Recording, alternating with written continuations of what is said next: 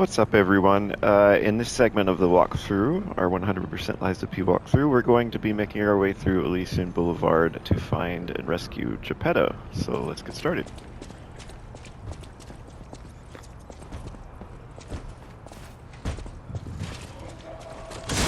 Remember, we hit R1 to hit an enemy from behind.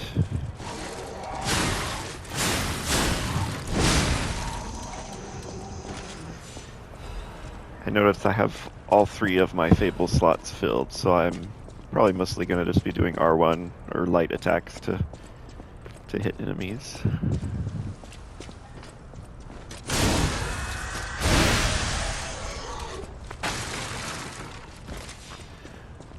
If you ever need to destroy crates, remember, you don't have to swing your weapon, you can just roll through them. Sometimes they'll hide loot in the crates.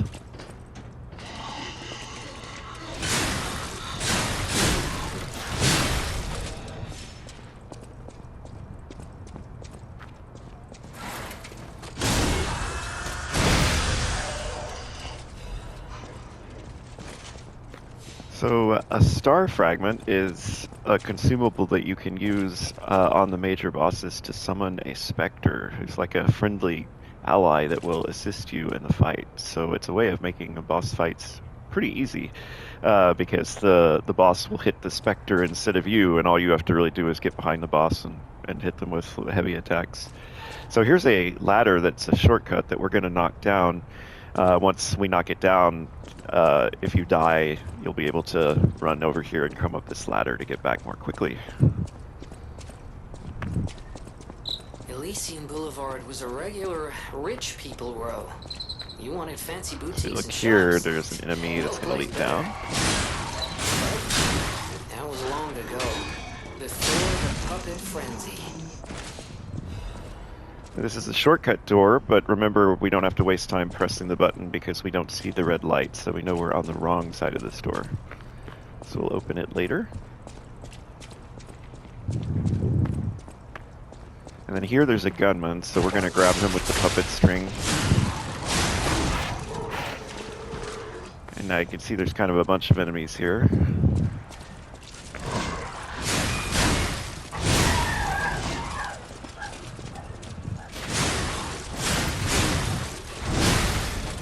Back away and get our stamina back. Now we'll swing. Want to make sure we have enough stamina to hit R1 3 times like I just did.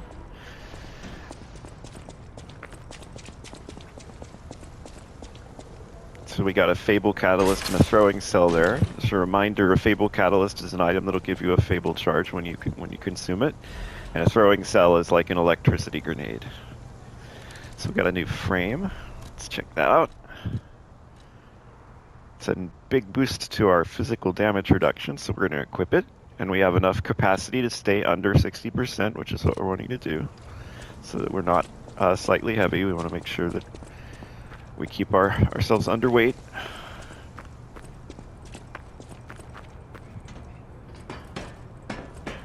Now with a ladder, you can hold the sprint key to quickly go down it, or go up it a little more quickly. So that's the normal slow speed, and I can go up a little more quickly. So pretty much all Souls-likes and Souls games implement this ladder behavior. So that's something to just get used to. Give yourself a faster way of moving. Especially going down, you'll slide down the ladder really quickly.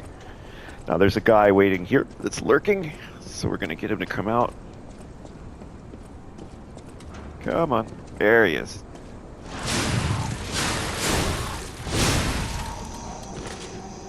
And in this next bit, you can see there's a gunman over there. So what we're going to do is actually sprint over there and get him. There's another one that's behind us, see, so we're going to have to get him. And I used the third light attack to move away from this guy, so that I didn't take any damage.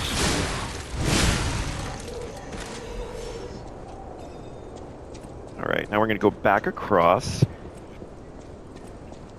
Because there's a little piece of loot right here.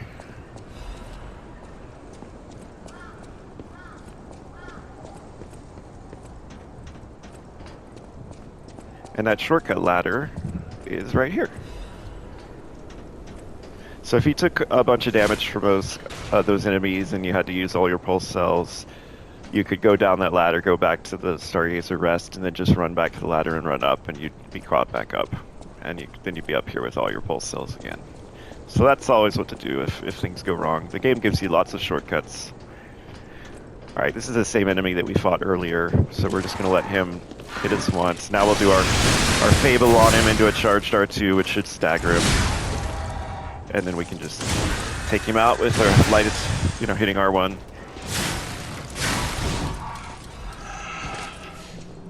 With a lot of the sort of elite enemies, they don't come back, especially if you see them drop some kind of unique loot. That's kind of indicative that they're not going to come back if you arrested a Stargazer. So all the little enemies will respawn, but most of these big enemies will not. When you get towards the end of the game, you'll have big enemies all the time, and they do respawn, but at least early in the game, these bigger ones won't come back, so that's something to keep in mind. You don't have to keep fighting them over and over again.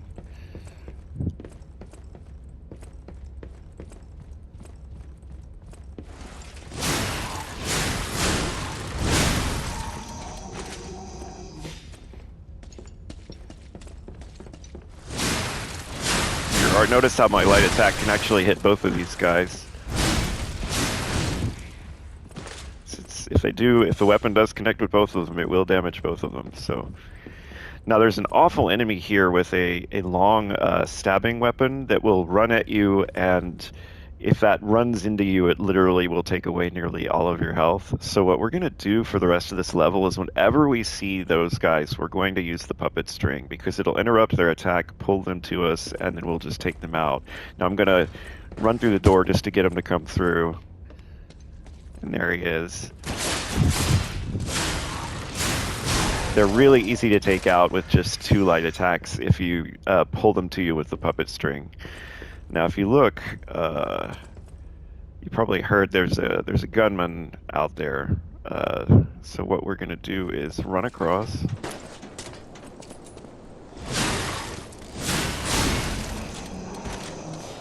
That's pretty much always how I like to take out gunmen. Is I'll either rush them and puppet string them, or I'll just run all the way to them. As long as you're moving. And that can include just kind of strafing around them. They'll miss with their shots. And this is true of enemies that throw things at you as well as enemies that shoot you. Now there's a guy waiting here to leap out at us, because that's the way this game works. Anytime you see loot like this out in the open, looks like I can just walk up and get it. There's almost always a trap. See?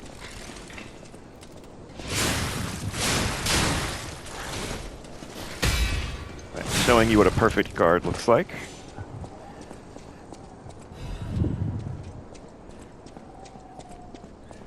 Especially with this particular playstyle of this weapon where the heavy attack is so powerful, I frequently just, rather than worrying about doing a lot of perfect guarding of the easy, tiny enemies like this, I'll just step back. Let them do their attack, step back, and then do the heavy.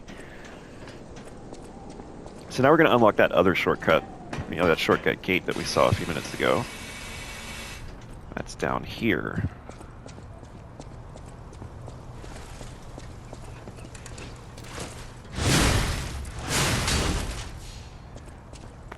There's more upgrade materials for our weapon.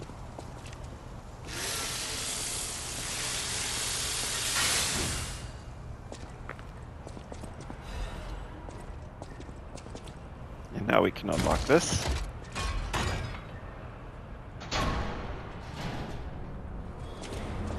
This was the gate that was by the wagon, so Stargazer's back that way. The way forward would be that we did was that way. So now you have a shortcut where you would just run through past there and then up the ladder.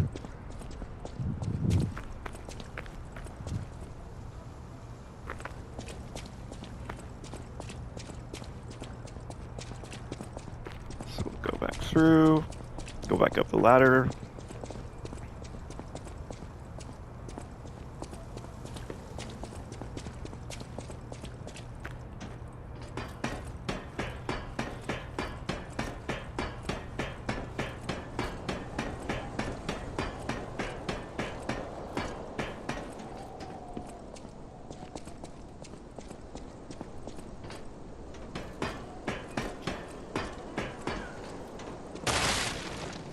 And now up here is a guy that would be throwing things at us if we went around the this way. So what we're gonna do, as you can see, I have equipped the throwing cells earlier. So I put that on our extra bags. Remember, we hold down X, and then you have the option to hit something. You can see I can hit right arrow to throw that cell. So we're gonna inch around like this. You can see him up there. You can lock onto him. Now he may throw a grenade at us at the same time we throw a grenade at him. So what we're going to do is throw it and then immediately roll to avoid getting hit by his. Just like that. Okay. And now he's dead.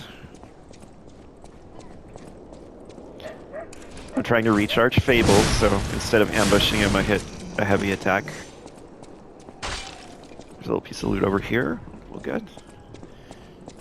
Now here's one of those awful guys with the long weapon that would run right at us. So we're gonna puppet string him.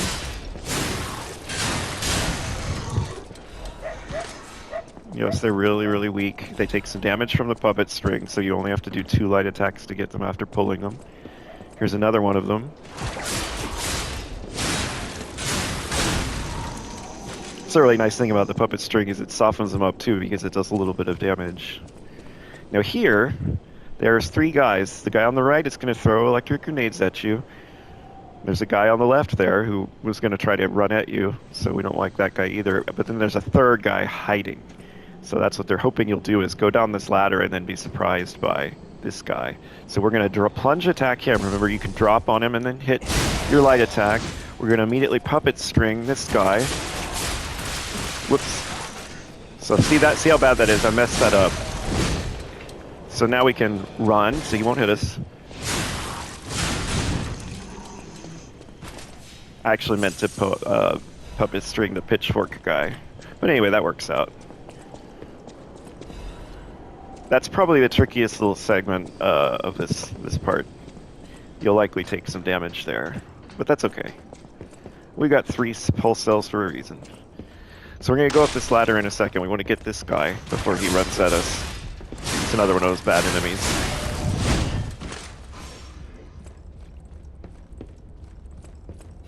And now here, there's a frozen man's letter.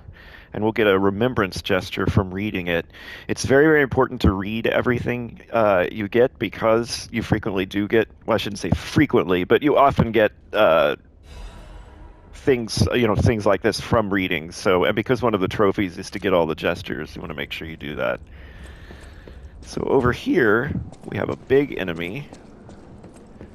So we're going to take him on in a second, but we want to first go back to that ladder, because there's some more loot for us to get.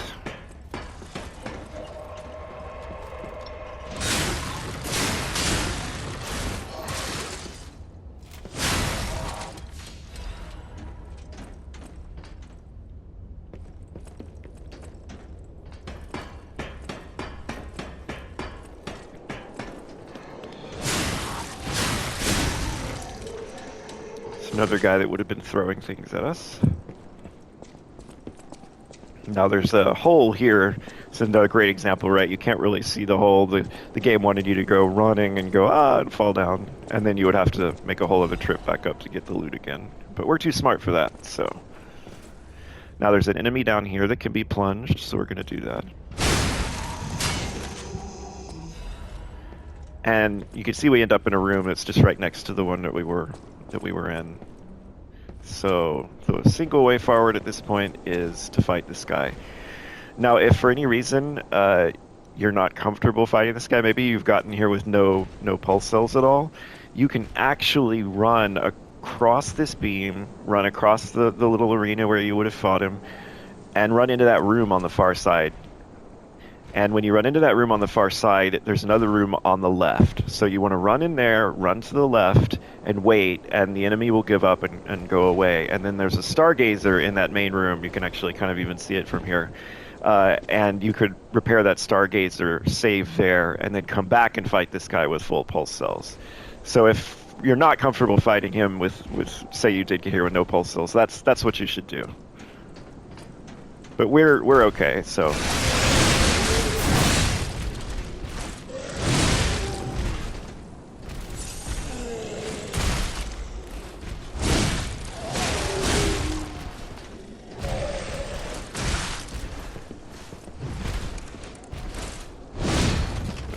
Gotta get this stagger.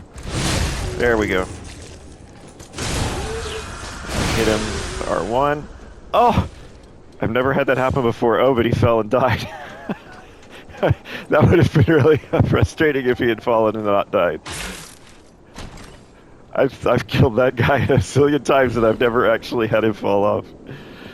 So the loot we got from this chest is an amulet, our first amulet, and it is just a simple stat buff to our health. So we'll equip it, get a little more health, and so here you can see this is what you could have done: is you could have just sprinted past, being careful not to fall, obviously, and then you would have run into this room over here, where there's a merchant. I know what you're And then, thinking, but I'm not a burglar. then you could have repaired the Just Stargazer crashing in an and taken him abandoned on house with for a full while. pulse cells. Don't worry, I won't cause any trouble. We survivors need to look out for each other. For your information, I didn't steal this. So this guy offers some good stuff. There's more throwing cells and more abrasives. And he also sells the electric coil stick weapon. Since we need to get a trophy for collecting all the weapons, we're going to buy it. Now, if you're playing an advanced playthrough, this is your starter weapon right here. This is a great weapon. You actually use the blade Fable art to make the weapon spark, and it'll do electric damage more readily. And then it also has a big bonk Fable art on the handle. So it's really, really good. You can see that it has B scaling with advanced. You put a crank on it and you get A scaling, and this will carry you through the early mid game on advance. So if that's what you picked as your starter build, this is your weapon. You get it nice and early. So we're going to go ahead and buy more throwing cells and more braces. And I want still even more. Let's see if I have some ergo I can consume. Now, one note here is you get rare ergo from the major bosses. Be very careful not to consume this. I just want to keep reminding you of that. Don't consume this ergo because we're going to be able to trade it in later for boss weapons or special boss amulets. So don't accidentally consume it. 5,000 ergo is not worth it. So just hang on to it for now.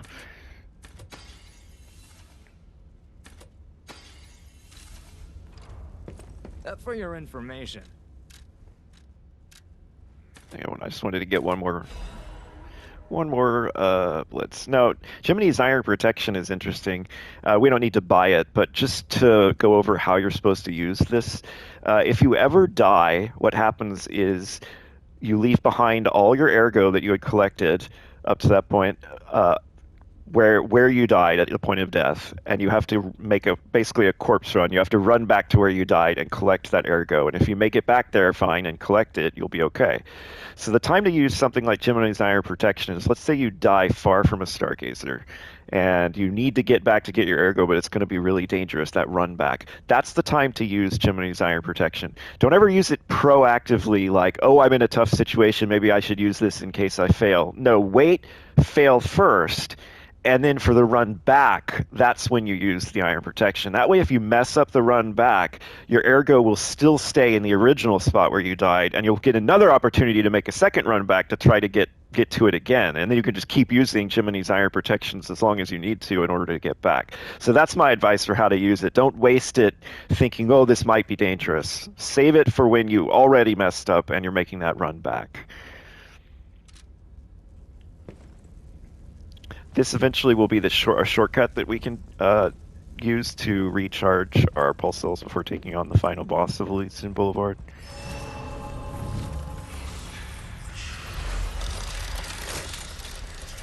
So now we can rest at this Stargazer and keep going. Now there's a guy waiting to lunge out at us just past or just before this gunman. So we're going to pull the gunman first with the puppet string. Now we're going to run past. That guy will come out, miss, and now we'll hit him. And he was another one of those guys that would have, rammed right into us with that weapon and taken off nearly all our health.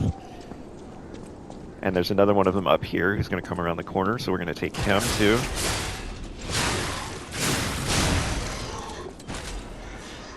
And look at that loot just sitting on a beam, looking like you could just run at it and get it no problem. But wait, there's a gunman right there, and what he'll do is shoot you, and you'll fall off the beam and possibly die. And in addition, there's enemies down there, so it's just a screw you trap that they've set up. So we're too smart for it, so we're gonna come around here.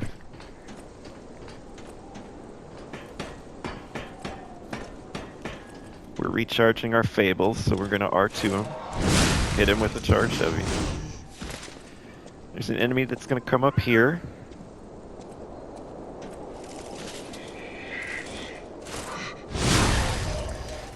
So we'll take him out.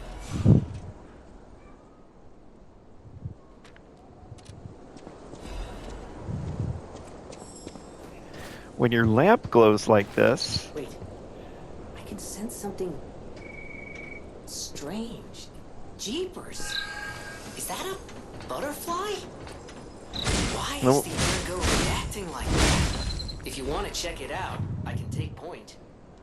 The way butterflies work is they'll only appear for a short amount of time, and if you don't kill them in time, they'll actually vanish, and you won't be able to get their loot. And then you'll be forced to do something like, you know, exit the game and come back in order to get them to respawn, which can be really frustrating. And what the game, of course, likes to do is spawn butterflies that run into hordes of enemies, and you're forced into a terrible situation in order to try to try to kill that butterfly. So you'll see some of that later on. These early butterflies are very straightforward. So this is the way forward on the level, but we're going to go down here and do this downstairs section. And remember, we wanted to get this little bit of loot on the beam.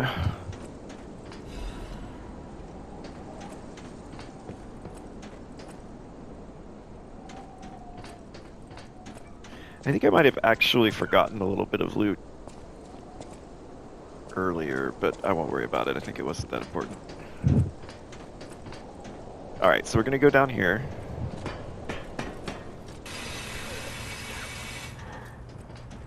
The big guy's going to come around the corner there, so I'm going to use a Fable Catalyst right now so that I am ready to hit him with a Fable attack.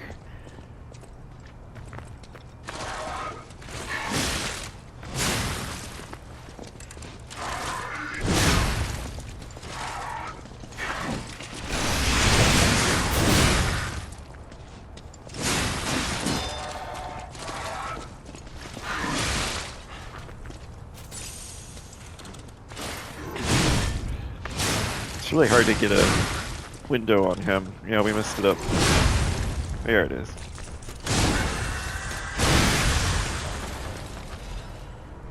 I wish we could play together. Now you can hear someone talking in this window. Who is it?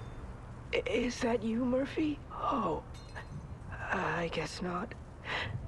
Sorry, I thought you were my friend, Murphy. Murphy is a super cool police officer. As a puppet, even the petrification disease can't get him. I wish I was like him.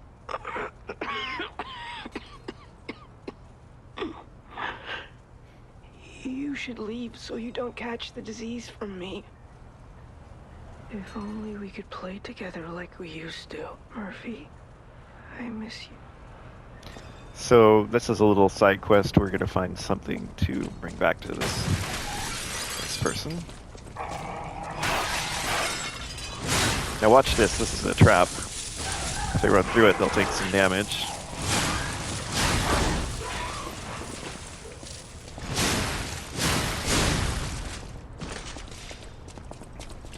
And you can actually trigger those by rolling into them. You could also throw a sawtooth wheel at them. In this case, I want this loot, so I'm just going to kind of roll through.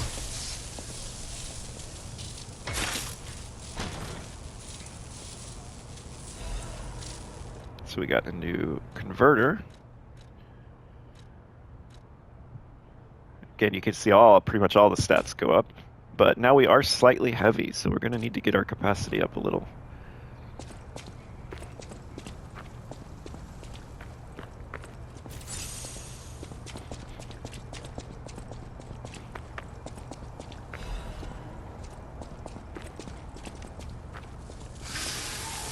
Remember to repair our weapon.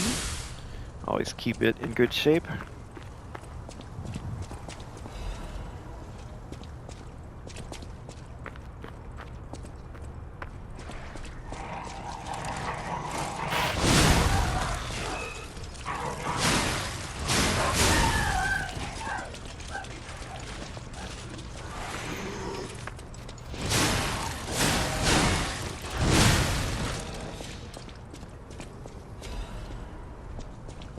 There's a shortcut door there, but you can see no red lights, so we know we can't open it yet.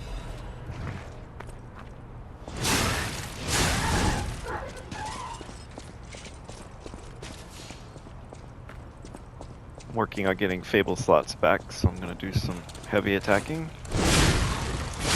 And then watch out for that electric thing beside us.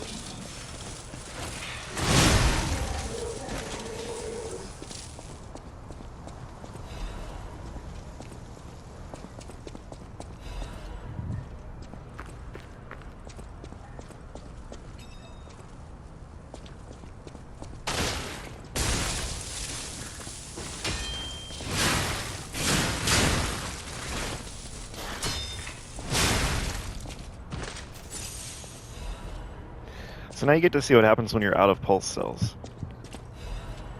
So what happens is you're going to see a sort of pink area start filling in to indicate that my pulse cell is recharging.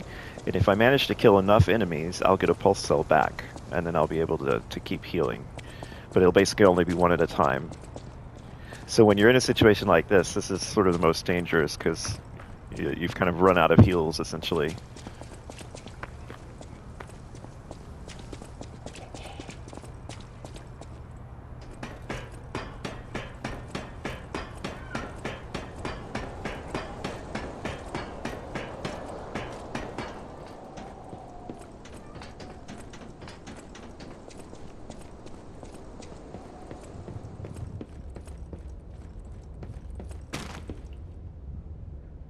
Warning, petrification disease quarantine zone.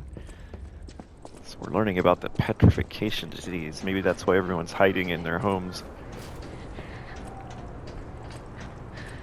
Oh. This must be your first time in the petrification disease quarantine zone.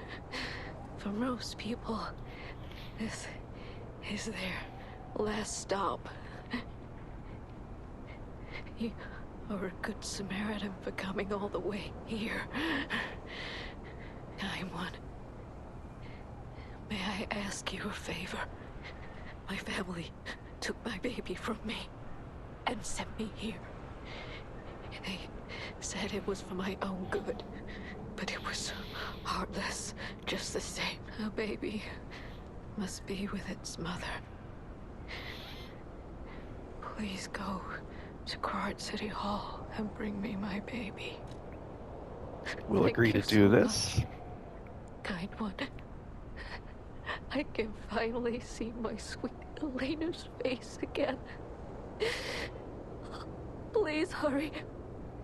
Hard scales spreading across my eyes before I lose my sight. Please. She said the baby was at City Hall. Should we check it out? I hope everybody's safe.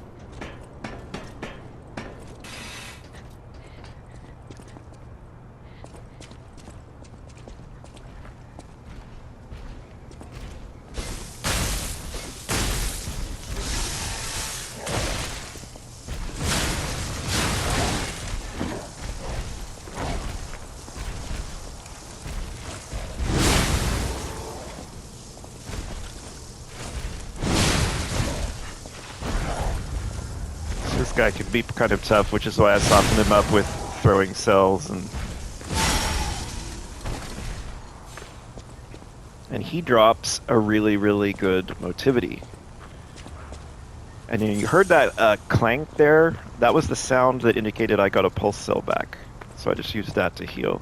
So the Crot Police Baton, let me show that to you. This is for motivity, for strength builds. And the handle is just fantastic, right? The handle has B scaling. You can crank it up to A. So this is going to be the handle that a lot of people will use for motivity playthroughs. So it's kind of short reach, you know, it literally is just a little baton. But what's hilarious about it is you take that little baton and you put something like a giant saw blade or wrench, big pipe wrench head on it, and now you're just doing big bonk damage. And you don't have a huge reach on it, but because of the scaling, it's just fantastic. And then if we look, So on here, you can actually hit triangle to kind of see what the Fable arts are. So you can see that there's a gather your strength for a big forward slash, 2 Fable slots. That's on the blade. But then on the handle, this is what's cool. So the handle, only costing one Fable, only one Fable charge, temporarily increases your attack for your next hit. So that's a really cool thing about this handle, right? You use that, and then your next hit's a big bonk that's had the attack buffed on it. So yeah, so strength players, there's your handle. So we'll go back to our glaive.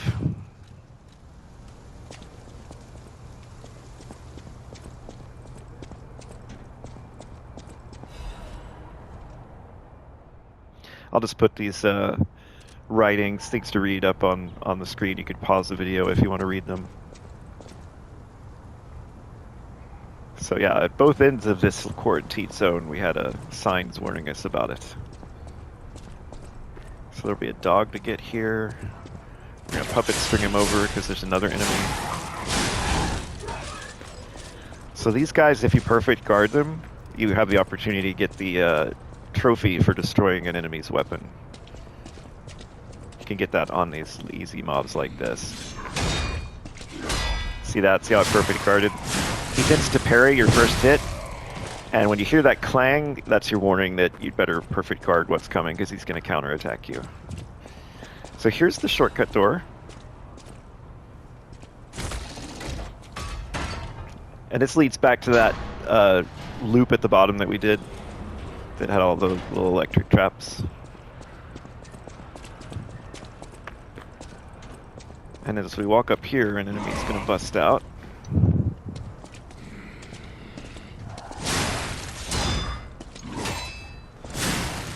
So there, I didn't perfectly guard it, but I still managed to guard.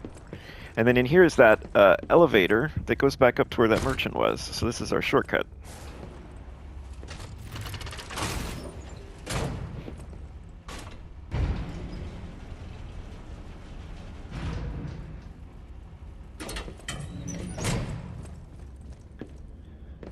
So we can go back here and go back to the hotel and level up before we fight the Mad Donkey boss.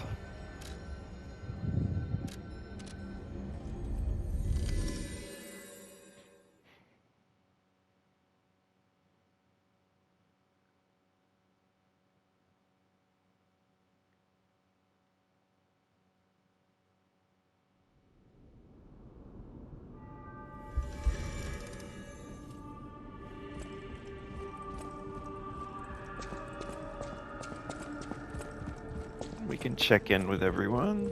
People have no thanks for keeping me up. I see your lies. People on the outside. I'm an old friend. Make yourself if you have any questions. If it's a conversational topic you have not talked about before, you'll see a plus sign next to the item that you can select.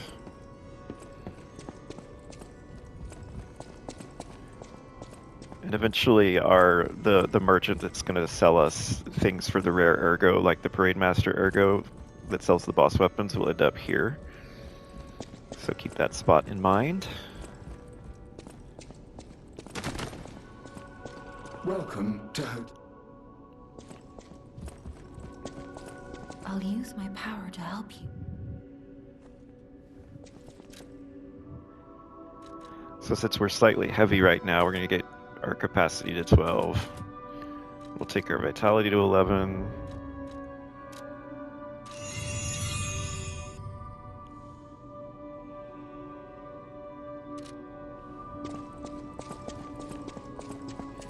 Our pulse cells are already at full.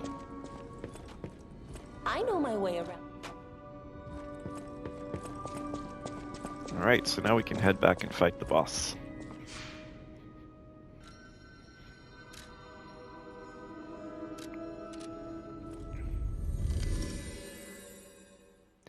Now, Mad Donkey is a stalker. He's a human, and humans are normally weak to acid.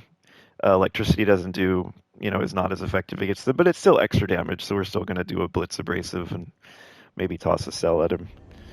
The great technique to fight humans is just to strafe left almost all of them are actually vulnerable to this. You strafe left and you get behind them and you can land a backstab, essentially. This guy will do these, he's very fast and he'll do these overhead slashes, and when he's in the overhead slash animation, that's when you kind of strafe left and try to get around him. So we'll see if we can pull that off. If you can't get the backstab off, you still usually get a hit in from getting behind him like that.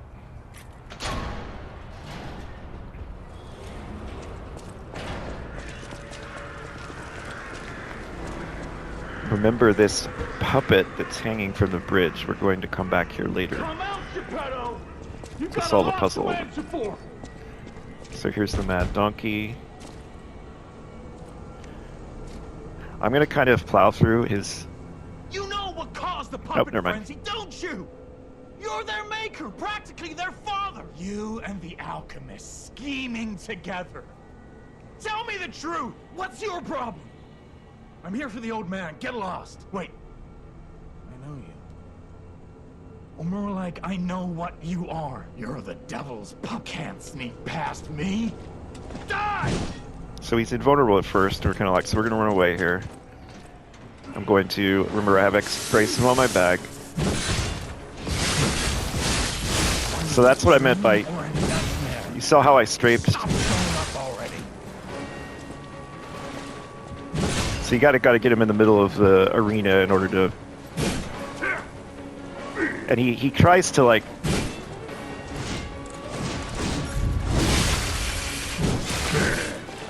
We definitely don't want to get caught by that, but now that's a good time to hit him with the Fable Art. Oh, that was unfortunate.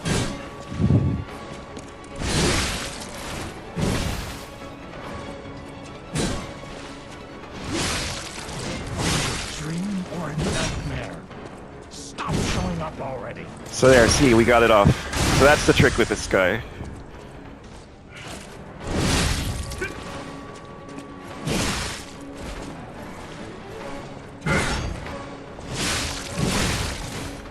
And if you ever get in trouble, just back away and heal. See, we got off another one. And as he's getting back up, you get an R2 on him.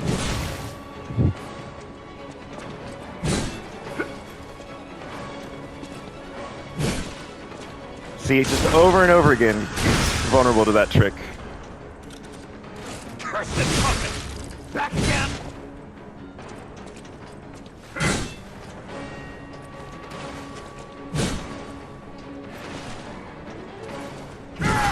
Especially that long one.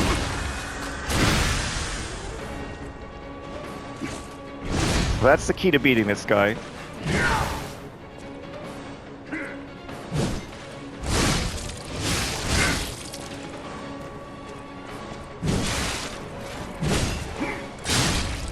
And that's it. The truth. Now I feel bad for my comrade. And now we found Geppetto.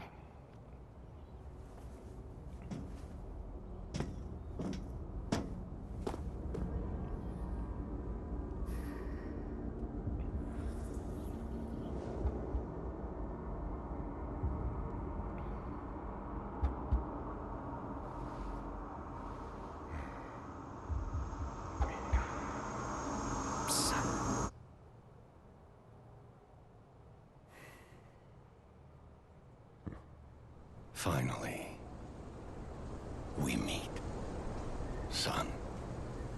It's a dream come true. Seeing you like this, I understand why some people despise me. I invented the puppets after all. I should take responsibility as their maker. But in order for me to do that, I need to take care of the puppets at City Hall. Won't you help me? Son, take this. You'll find it most useful. So we got the Mad Donkey's costume, if we want to wear it, and we got the key to City Hall to move forward. And that's it for Elysion Boulevard. Get a little piece of loot over here. Run through the City Hall Stargazer, and then we'll be done.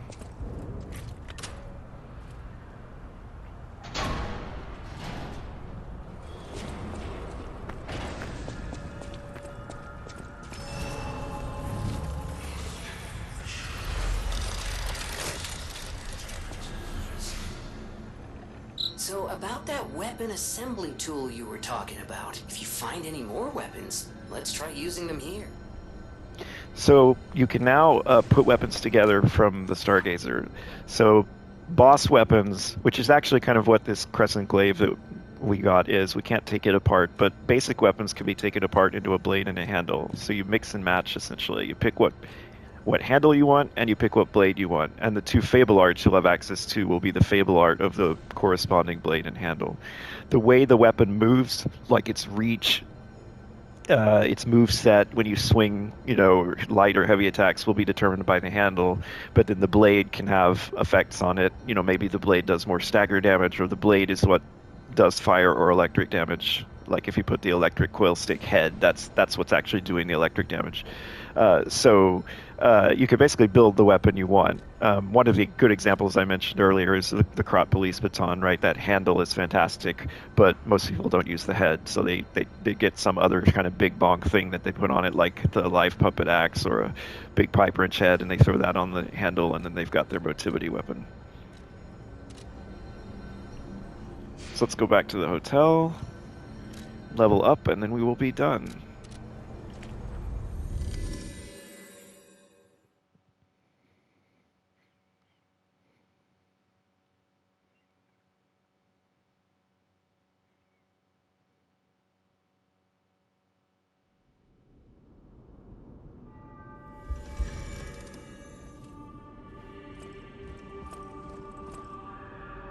I'll use my power to help. So remember, we were kind of leveling up vitality, capacity, and technique equally, and getting them higher. And then eventually we're gonna do like 1 point of vigor for every 2 points we put in the others.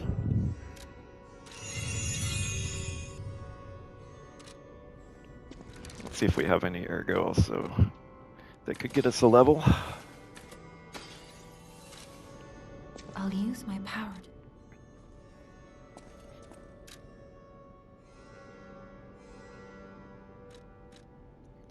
So start taking capacity up a little higher.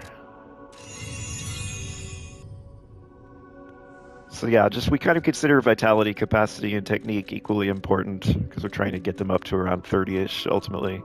And then vigor is less important.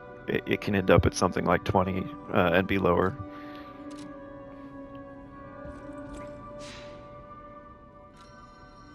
Oh, before we go back, of course, always want to get in the habit of refilling all of your Fable slots.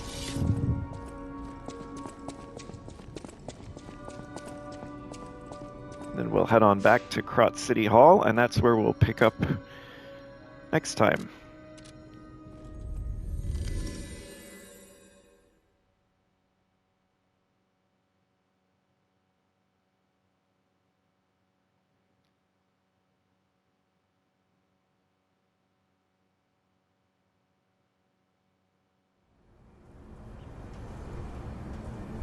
Alright, so yeah, in the next video we will make our way through this very short area across City Hall, and then we will fight the second major boss of the game, who will be quite a challenge for you at this stage, the Scrapped Watchman. So I'll see you next time.